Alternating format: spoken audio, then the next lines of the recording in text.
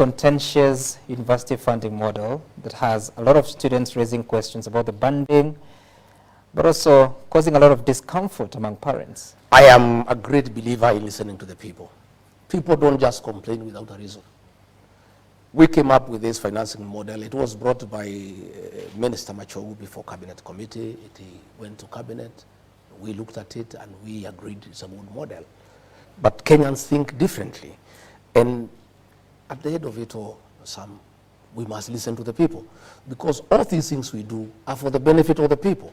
If the people we are trying to help feel so bad about something, you cannot insist on it. And that's why I'm happy that the president has appointed a committee to review, and reconsider what people are saying.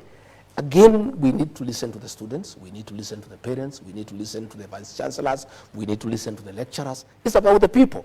And I am in agreement 100% that where people raise issues, we have a responsibility as an administration to accord them a hearing, because we are not rulers. So we are leaders. Why is it that the listening is always after the fact?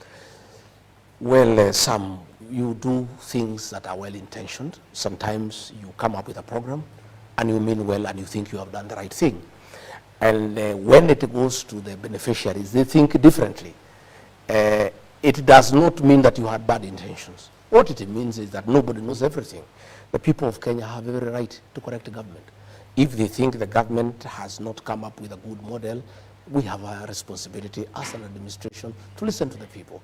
And I think I want to applaud the president for agreeing that we need a committee to listen to what people are saying, and we take their views, and probably and hopefully they'll help us to make a more informed decision.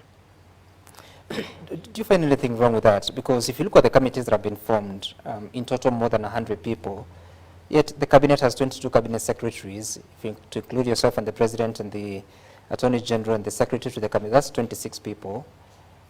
Now the committees are more than those, yet you're the policy-making organ. You make decisions or you endorse decisions that eventually go afoul against the people, and they have now to use taxpayers' money to correct those mistakes.